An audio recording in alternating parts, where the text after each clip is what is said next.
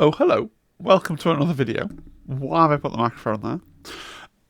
Oh, hello. Welcome to another video. LVO. That was this morning, very early. I was up early. I live blogged it for the Discord, and I put together this deck of slides, and then I had to go to work because I'd run out of time. So that's why the LVO video is sloping out Friday evening rather than first thing Friday morning. So please do accept my apologies. We're going to look mainly at the Kill Team previews, and then we're going to quickly look at all the other stuff as well, because, you know, we all like Warhammer, all different bits of Warhammer, and I'm sure you're curious to know what I think of it. So, the big news is that Kill Team Nightmare is real, so this was all foretold by Chapter Master Valrak, you know, both teams, Night Lords and Mandrakes, the name Kill Team Nightmare. So that leads us to believe that the next box is indeed going to be Votan versus Brood Brothers. But, you know, that's a tale for another video, or the previous video, actually.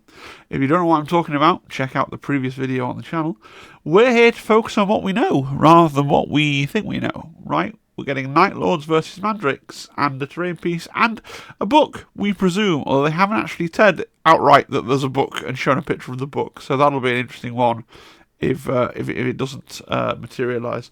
But we can assume there's going to be a book, right? I think that would be mad if it was. I mean, technically, they could just put everything on cards and do no book, but I think there'll be a book. So, the Mandrakes Kill Team. So I'm not going to show you the Night Lords. I did a whole video at the Night Lords last time they were showed, but I got the old laser pointer out here to go through the Mandrakes Kill Team. This is going to be the meat of the video, really. What we can tell from the models of the Mandrakes Kill Team. So there's quite a lot of stuff here to unpack. So people have looked at this, and people's initial reaction is, you know, you know, this is really boring. You know, it's just another 40k, another 40k team, another 40k product that's been sort of sneaked out into a Kill Team box. This isn't what I want in life. Blah blah blah. They all look the same. Da, da, da, da. I actually think there could be some specialists here. Let's just have a little look. See. So first thing I'm going to do, if I may, I almost never do this on the fly. I'm just going to move myself to somewhere where I'm not. Yeah, this is what I'm going to do when you make slides in the small hours of the morning. So I'm going to put myself up there. Okay, so we know, because there were certain things pointed out in the article and also pointed out on the stream, right? So this guy here was particularly pointed out on the stream. Blink if you miss it, because it didn't leap out to me at first. But this guy here was oh no, I didn't want to do that. I wanted a pen. Come on, pen. Let's go. This guy here was called out as having a two-handed sword, right? So you can just about see here. You know, his second hand is here, and his first hand obviously is here. He's got a two-handed version of the sword, so I think he's some kind of specialist. They mentioned a leader, right? Doesn't stand out much, but as far as I can tell, this guy here is the leader, right? So we've got a two-handed sword guy. Okay, we've got a two-handed sword guy.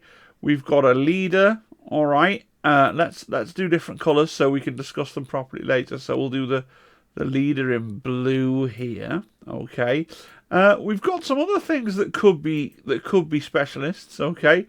So up here in fetching purple, this guy here has a crescent weapon, right? So what I'm basically saying is, if we assume, as I think it's safe to assume, that all these fellows here that I'm going to circle in green, these are definitely basic troops, right? These are definitely basic troops. This is definitely a basic troop. Okay, you've got the guy in purple with the crescent weapon, that could mean something. You've got the guy with the red double-handed sword that was literally called out on the stream. That could mean something, right? We get some orange going on here. We've got this fellow. Now, he looks like a basic troop, doesn't he? But His is the only sword with this serrated edge going on. Okay, so I think it's possible that he's a specialist as well. I don't know. Okay, that could be too subtle, but his sword definitely has a serrated edge, right? And then we've got the next guy. So we're going to go for a nice... well, we haven't used black yet.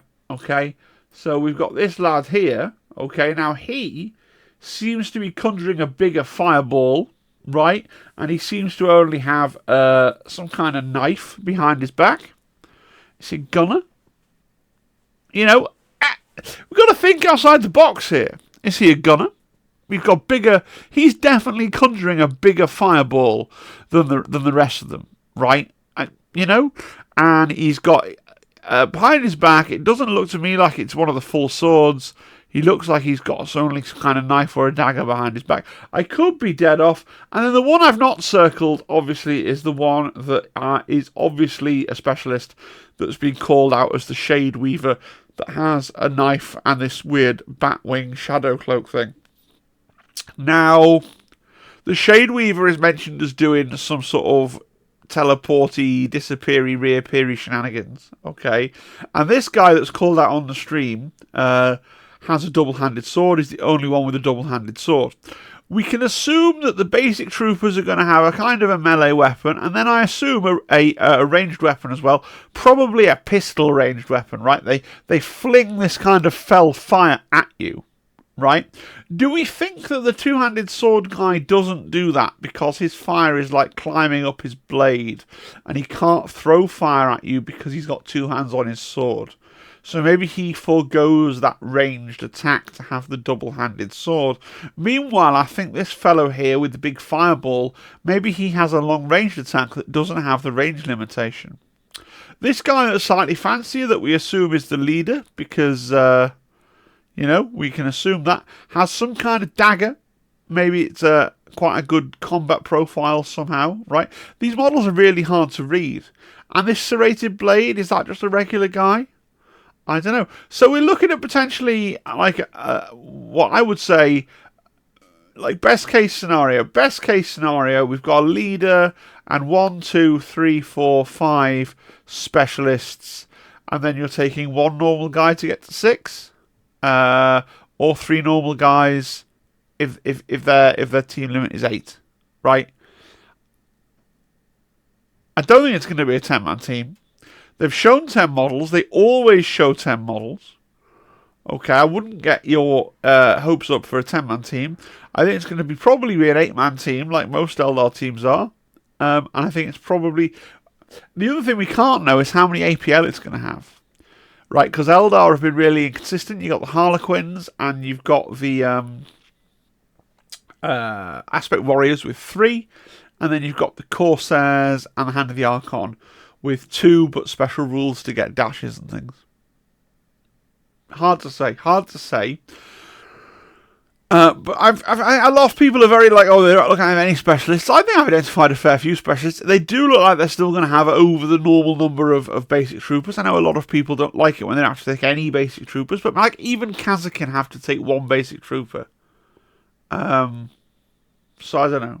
I think there will be a few basic troopers in there, but I think there are a fair number of specialists as well.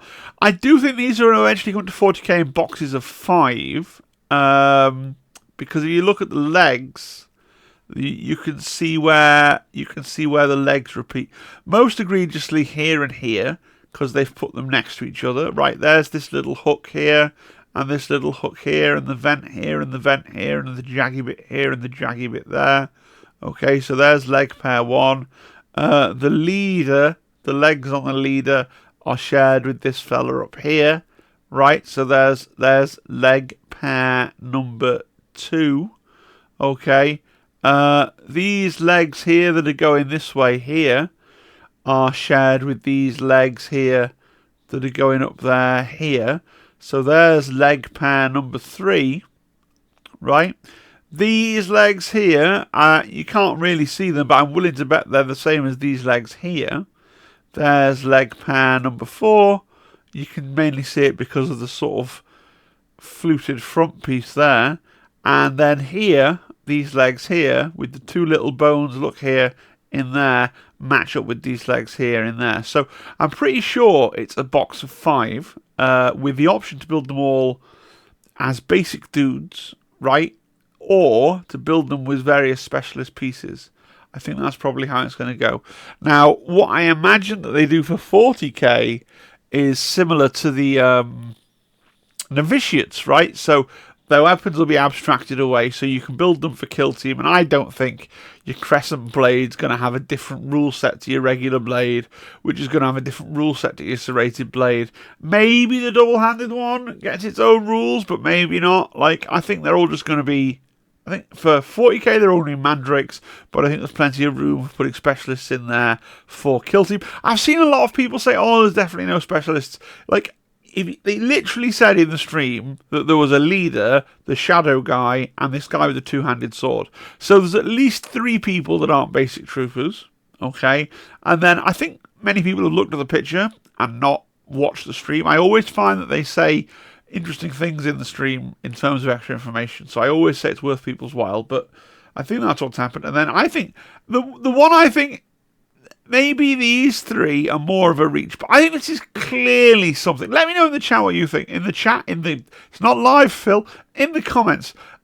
I think this is clearly something special, this much bigger fireball and the sword behind the back. The serrated blade, I'm not so sure on, but he is the only one with the serrated blade, and the same with the sickle. I can't see either of those being something different in 40k, but in kill team, you know, if a bolt rifle and an auto, like, this is more different than a bolt rifle and an auto bolt rifle. Like, the difference here and here is more visually distinct. And people play intercessors and expect to tell the difference between, like, oh, which magazine have I glued into the bolt rifle, right? And they've sensibly abstracted that away in 40k, but it remains in kill team. So I think this is going to be a similar sort of thing, right? So that's my take on mandrakes. Personally, what do I think of the models? If you like mandrakes, these are good mandrakes. I never liked the mandrakes to begin with. Not because they're rip-offs of Demon Hunters and Illidan from World of Warcraft, because I think I've heard that argument, but at the same time, World of Warcraft ripped off so much stuff from 40k when it was getting going, like Green Orcs, for example. But anyway, I think 40k... lovingly, I think, ripping off Demon Hunters from World of Warcraft is like they haven't got a leg on it. Yeah, obviously they are ripping off Illidan and the Demon Hunters, right? But at the same time, this Warhammer cost 40k, you know, that, like, it's always been a nudge and a wink and a, yeah, we know we're still, you know, let's not forget that Andy Chambers went over to become, like, the head of the narrative in StarCraft or something for the longest time. So it's always with a nudge and a wink, and it's done pleasantly between those 2 big companies, I think. So that's not the reason. I just don't really, I don't know, they don't do a lot for me. The sort of Fellfire Samurai vibe doesn't do a lot for me, and I think this is bad. Sorry, Games Workshop. But the Shadow Weaver, you've done this effect so much better in Warcry Catacombs. The Night Elves that came in that, they had a really cool look, and it could be the paint job, but they had a really cool looking like shadow magic mist effect. This looks too solid. It looks like a Batwing with its ridges, you know? I don't know. It doesn't look floofy enough for me. So, like, the mandrakes are probably not for me. I'm definitely going to buy Nightmare because I really want those Night Lords. Right, you heard me gush about those in the Night Lords video. Probably going to sell my mandrakes, to be perfectly honest with you, to somebody who will love them, because I don't think they're my cup of tea. But I don't think there's anything really wrong with them. Like, I largely don't like them for the same reason I didn't like them originally. They're just not my thing. But if you loved the metal mandrakes, these are absolutely the metal mandrakes, but better and in a superior, medium, i.e. hard plastic. Apart from the Shade Weaver, I do think that's a bit meh. But maybe paint job is the problem there. I'm not sure. Right, so I think that's all I got to say about the mandrakes. That was the main purpose of the video, which was I've rambled for about 15 minutes just on the mandrakes. If you have strong thoughts about the mandrakes, you love them, hate them, if you think that my predictions for specialists are wild because they're never going to all be specialists, or if you're like, oh, Phil, I hadn't spotted that, yeah, actually he could be a specialist, all these comments can go in the comments section. right? Appreciate that. And, you know, if you are going, oh, Phil, I haven't thought of that, then you've got value from this video. Maybe you should subscribe. Just a thought. Just a thought. So we've also got some narrative terrain. The narrative terrain is really interesting. It's a big solid bit that sticks out the ground for your kill zone. And it can stick out the water, and they say it could easily work for 40k on dry land as well as just a thing, right? So it doesn't necessarily need to be sticking out the water. It's interesting because it's got multiple levels. You can stand on the red bit, obviously, but you can also stand on the little ventilation shaft bits. They did show some models doing that. Oh, you can see the forbidden orange square. I need to move myself back down here to cover the forbidden orange square. Everybody forgot that they saw the forbidden orange square. Good. Yeah. I don't know what... To be honest with you, I'm probably never going to build and paint this because now that those... you know, I'm probably not even going to build and paint my objective markers from Beta Decima because now that the missions are out and we know what they are, and we know this is all optional stuff, and I'm probably just going to play the missions from the PDF and probably not play the ones from the book. But that's just my deficiencies. I guess if Zimbad and I really end up loving Beta Decima and we play all the maps in the map pack, we might go through missions in the book. But if it's anything like Into the Dark, you know, we still don't play that much Into the Dark compared to the amount of Season 1 that we wanted to play. But maybe this will be better than Season 1. Who knows? But yeah, can't see myself using this. But I want it anyway, just in case. Stick it on the pile. Might get around to building it and using it. Who knows? Who can say? Who can say? Right, let's have a look at Warcry. So they released a whole lot of stuff for Warcry. I really like, by the way, the fact that Warcry and Kill Team are clearly following the same path now, in many ways. Except you notice that Warcry is not saddled with an upgrade sprue team. Saying that, I think our upgrade sprue team for Kill Team this time around is lovely. I love those Night Lords. It's a heck of an upgrade sprue. But it's interesting to note that Warcry does get two, I guess you'd call them bespoke teams. And a piece of terrain, which is a bit better than we get for Kill Team, which is interesting. So the new Warcry box, obviously I'm not going to go through it in as much detail because it's a Kill Team channel. The new Warcry box is High Elves versus Night Haunt. Plus the piece of narrative terrain, which is like a slan head, right? I think that... where's my laser pointer gone? I think that the slan head is pretty cool, okay? I think it's interesting to me that it has the sub-theme, right? It's called Pyre and Flood. So they're water-themed High Elves versus fire-themed Ghosties. Now, this is interesting because it meant that I thought the watery High Elves were kind of... Like, when I first looked at them, I'm like, are they Lumineth or are they Deepkin? Are they Lumineth or are they Deepkin? Are they Lumineth or are they Deepkin? Because they do skirt the design language between the two just a little bit. So for the High Elves, you've got the leader in the middle here, and then he is called a Pureblood Seneschal, okay? You've got the guys on the outside with the masks, who are like the fully trained up warrior guys, and they're called Stream Runners. And then the unmasked warriors are called Crest Dancers, and they're basically the newer guys. So you've got one leader and two other types of, I want to say operative, whatever the word is for Warcry. Don't really play a whole lot of Warcry. I kind of wish I played Warcry, because I want to play fantasy. I want to, I mean, looking at, this is a whole other video, we're just going to segue briefly into me wibbling about Warhammer the Old World. I've been looking at the Warhammer the Old World stuff.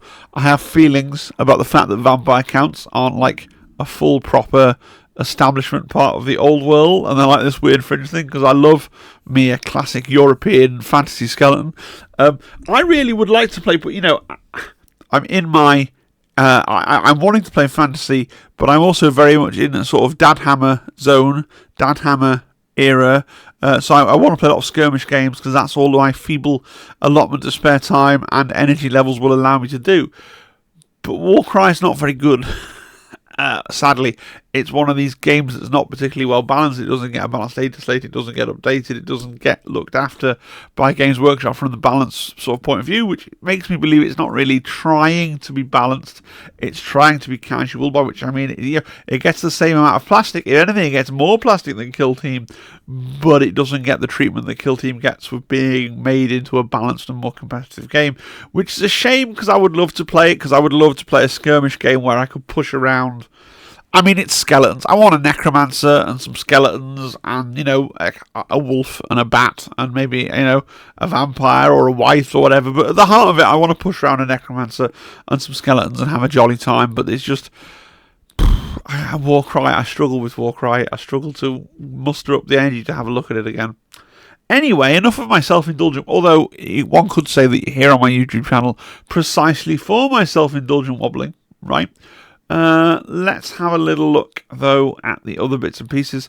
So we've got our fire ghosts. The fire ghosts are connected with the funeral rites in the Mortal Realms. They are sort of undertakers and things like that are being punished by Nagash for their kind of folly in trying to shepherd souls to an afterlife that isn't being in service to Nagash, right? To claim that they're going to go somewhere else and do something else. So the leader is supposed to be a deacon of flame, who is basically, he is what's called a mortuary priest. He's someone who would have looked after funerals in the Age of Sigmar, in Cities of Sigmar, and tried to kind of shepherd souls to the correct afterlife. Okay, then you've got some, the other dark ghosts here are, the ones with fire are supposed to be candle lighters that lit the candles in the graveyards, to keep away Nagash and his minions. And the others are people that would have guarded the graveyards, to keep away rogue necromancers and things like that from raising the dead. Corrupting them and sending their souls to Nagash. And then the ones in white at the back are actually grave robbers being punished at the same time, because of course Nagash doesn't just want souls, but he also wants the physical matter of the dead bodies to make into skeletons. Where do you think skeleton warriors come from? They're not conjured, they require actual skeletons. So if you're going to pinch the skeletons and use them for making potions and poultices and practicing an anatomy, then you're denying Nagash the raw material he needs to fuel his empire. I think the story's kind of cool. I think the models are cool, but they're not the part of Undead that I like. I don't mind the odd spirit here and there, but I love me a skeleton, and these aren't skeletons. I'm very picky about that. These aren't. If they were skeletons, I'd buy them, but they're not skeletons, right? Skeletons and vampires, that's where it's at. Right, let's go on to 40k. 40k getting a boatload of Kroot, and I find it really difficult to care about the Kroot. I'm so sorry. I know some people love Kroot. I think they were the worst. Like, if you want to play Tau, but it's because you want to have cool anime-adjacent mecha Gundam things striding around shooting blue lasers at people. I don't know who these people are that love the Kroot, but apparently they're out there. Okay, so I was slightly surprised to see a new Kroot Carnivore squad, because I assumed that the Kill Team was supposed to be the Kroot Carnivore squad when it wasn't using the upgrade parts to be a Kill Team. But apparently we're now getting a Kroot Carnivore squad separately to the Kill Team. They look to me very naked, which is funny to me. They just look really naked, because I'm used to seeing all these Kroot with clothes now. It was said in the video that the Kroot Carnivore squad is very interchangeable with the Kill Team, so you could buy like 3 Kroot Carnivore squads and a Kill Team and make 4 squads of Kroot with cool bits kind of diluted between all the other Kroot squads, like the odd coat here and the odd hat there. That'd be quite cool. Those of you of a certain vintage will remember Kroot Shapers, okay, the leader of the Kroot. Well, the Kroot Shaper idea has been sort of split out into different buckets. So we've got the Kroot War Shaper up the top here, who's basically a general for your army of Kroot. And then down here we've got the Kroot Flesh Shaper, who's in charge of the genetic kind of evolution of the Kroot. So for those who don't know Kroot lore, they eat the dead and they take on properties of the enemy that they've eaten to improve genetically. And so the point of a Flesh Shaper is he tells them what to definitely eat and what to steer clear of, because maybe you don't want to evolve to have the fighting prowess of a guardsman or the intellect of an orc or whatever it might be. And then we've got some other units. We've got the Krutox Rampagers, which are a new unit based on the Krutox, but they're like younger Krutoxes and younger Kroots, and they are a sort of more classic cavalry assault unit that charges into things. And down the bottom we've got a Krutox Rider with a choice of heads and a choice of guns, some kind of blast gun and some kind of auto cannon looking thing. Now, it was also said in the stream this is about half of the total Kroot releases, so all of these things have been shown off today because they are coming in the Games Workshop Classic. They call them a launch box, we call them fear of missing out boxes. They're coming in a classic kind of FOMO box situation where you're getting, I think it was 2 or 3 Kroot Carnivore squads and one of everything else, and a limited edition Tau Codex. What's funny to me is the limited edition Tau Codex has battle suits on the front and classic Tau stuff, and isn't like a Kroot themed Tau Codex, which is interesting. But they did also say that the new Tau Codex is going to have a detachment, a formation, whatever they're called these days. But it's going to have a variant army list thingy that's focused around Kroot. So it's going to give you some bonuses for being like a pure Kroot army if that's what you want to do with your Tau. Kind of weird, lanky orcs, weird choice, but if that's what you want to do, if you think these Kroot are amazing, comment "Shut up, Phil. Kroot are amazing," but I just don't. Oh, God, I don't give the smallest, tiniest care for Kroots. The Age of Sigmar. So for those of you that don't know, Age of Sigmar is kind of winding down because we're expecting a new edition to come out in the summer, which is widely tipped to be Stormcast Eternals versus Skaven. So we're just in the kind of last couple of days of Age of Sigmar where they're pushing out odd little bits. And what they're pushing out this time round is Book 5, Shadow of the Crone of Dawnbringers. So just like 40k always gets this narrative campaign towards the end of an edition, the same is true for Age of Sigmar. We're getting this narrative campaign towards the end of the edition. Now, I like Age of Sigmar well enough, but I've not been playing it, so I'm not following the narrative campaign and what's actually in the book and what it does for you. And to be perfectly honest, Games Workshop doesn't seem that interested in explaining to me what's in these books either, okay? But what I can see is that we're getting an amazing new miniature, Kethurza, the Stone Seer, and even though I've put it on there really small, I'm going to make it bigger for the video, because I actually think she's a really nice model. You know, the hair, the wings, the feet, which seem to be a weird focus of the Dark Elf Rage. I think somebody's got a thing. But the crows as well. It's a really nice miniature, okay, in a lot of ways. And the lore is really interesting as well. So, apparently she isn't under the sway of Marathi, but rather worships an older god called the Crone, which is some kind of deep lore throwback to older lore about Dark Elves. I'm not totally familiar with it. I always kind of wanted to do a Dark Elf army, a Witches army, and I've had iterations of it back in the day in Warhammer Fantasy and all kinds of things. And I had some plastic Age of Sigmar witch stuff in my house for the longest time, in the pile of shame, and then I sold it because I don't need more than one Age of Sigmar army. I don't need more than one 40k army. I don't need more than one 30k army. Like, these are just truths about myself for the amount of time that I game. And if one of those armies that I already had, so my Sisters of Battle, my Emperor's Children, or my Soulblight Gravelords, was actually fully finished, and I could look myself in the eye and say, no, I don't need to do anything more to this ever, then maybe I'd start a new army, but I just don't have it in the bandwidth. But this is a beautiful miniature, and I wish I could talk myself into owning it. I know I'd buy it, I'd put it on a shelf, it would sit there, and I wouldn't get around to painting it like so many, they're just off camera, but so many miniatures on my pile of shame here. So not one that I'll be buying, but one that I can admire from afar. And then we've also got Callus and Dole. So for those of you that try and squeeze every little bit of value out of Warhammer Plus, you would have seen the animations with Callus and Toll in. I think they're pretty cool characters, pretty interesting animation. I actually pretty well love the sort of Cities of Sigmar baseline human stuff they do for Age of Sigmar. Not the Stormcast Eternal fella, I can take or leave him, but the 4 characters and the dog I think are really cool. So it's Callus and Toll in the centre, the Witch Hunter and the Pistolier fellow.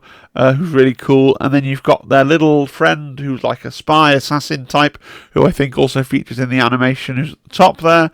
And then over on the left, you've got the rather dapper figure of, she's some kind of spy master, and she uses various animals in the city to spy on things and find out what's going on. And then as far as I can tell, over on the right hand side, you've got the Stormcast buddy and his bird dog, which I don't mind a bird dog. Bird dogs are cool. Not that fussed on the Stormcast, but I think the other miniatures are pretty awesome. I love this style that they have going on. It's like the cursed city, or Cities of Sigmar kind of style, where the sculpting is just, there's some quality about it. It doesn't quite look like Warhammer, but it looks really awesome. It's like a very new kind of style.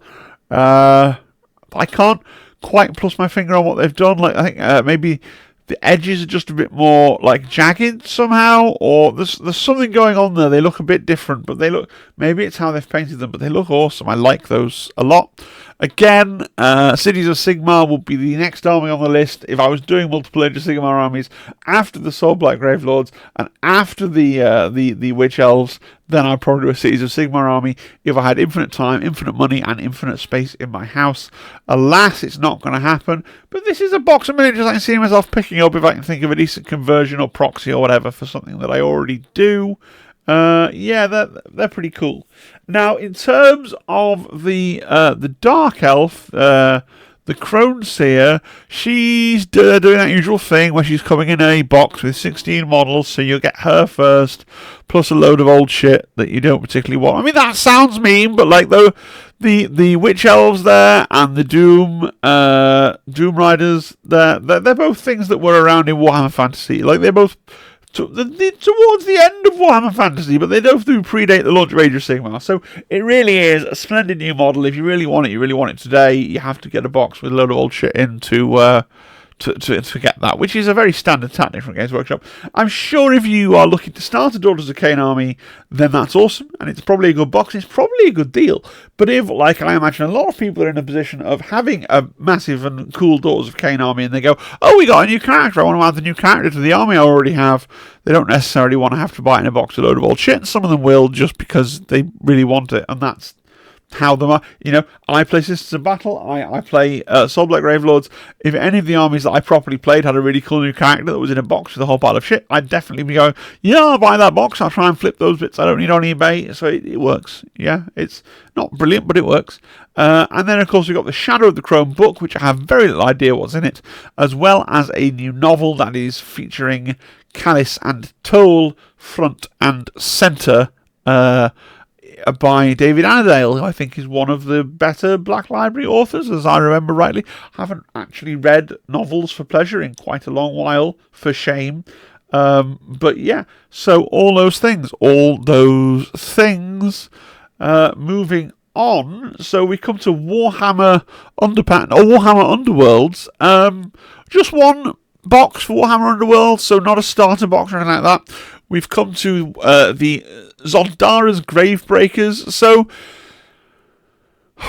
I kind of want to play Underworlds, right?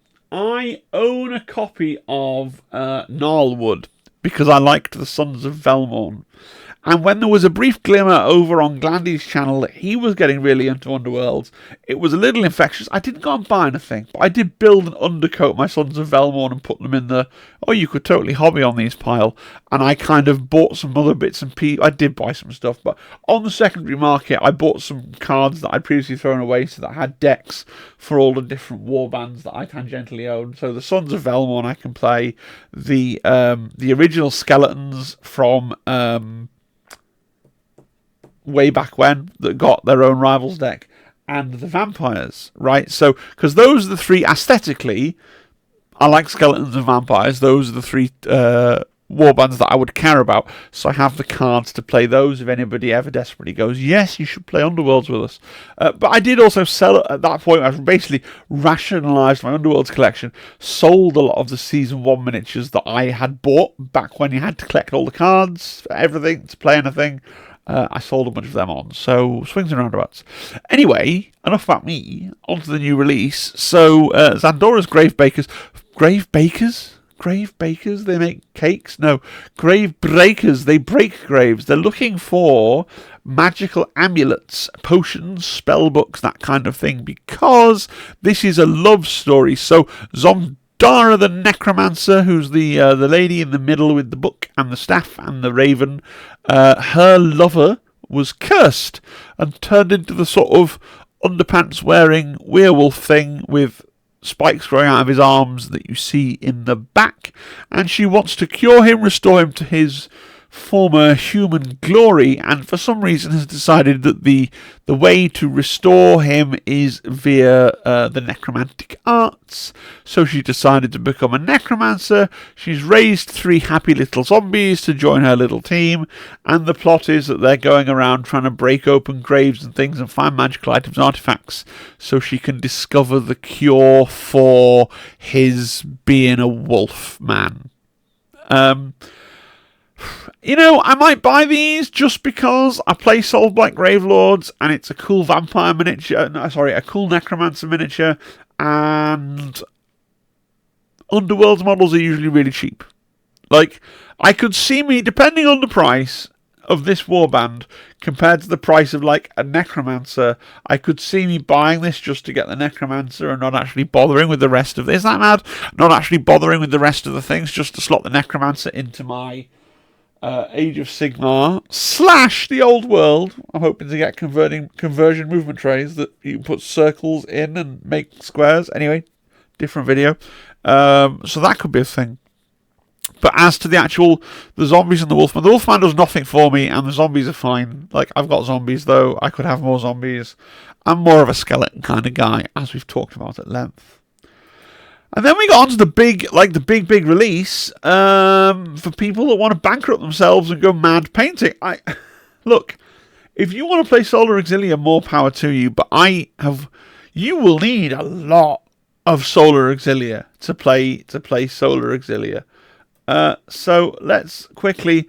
There's a Sentinel. It's hideous. It has lots of weapon options, but oh my god, that's the ugliest thing that Games Workshop has ever produced, in my humble opinion.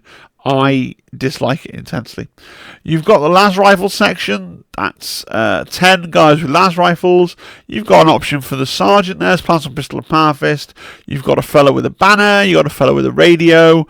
But you haven't got like heavy and special weapon options. That's not a thing for 30k really. I know a lot of people on my Discord, because obviously we're a kill team community, were like, oh, I'm quite excited for Solar Auxilia because I could make a Kazakin army, a Kazakin kill team, but they'd have a different look to them. I just don't like the way these look. I think they're naff. Let's go down to the tactical command section. So they are a blinged up version of the regular guys. Like, if you like them, and it's cool that you're getting them, right? Like, they're not to my taste. There's nothing wrong with them. They're just not to my taste, okay? Then we've got a new Lehman Russ. And I've got a kind of a soft spot for that because, you know, it's cool. I love the old school battle cannon that they're showing there at the top of the column. You know, that's really nice looking. Better. I think that's a better model than the regular plastic Lehman Russ. I think if you painted it with, you know, you don't have to pick out all that trim in brass. If you painted the trim a different colour, I think it would look really cool with some Death Corps of Krieg or something else. Like, I think if I was starting an Imperial Guard army, and like everything else, it's an army that I would start if I had infinite time and infinite money, I might be tempted to pick up these 30k Lehman Russ battle tanks in preference to the 40k Lehman Russ battle tank, because I think they're just they're just that bit nicer, aren't they? They're just that bit more Warhammer, right? So that's cool. I like that a lot, actually.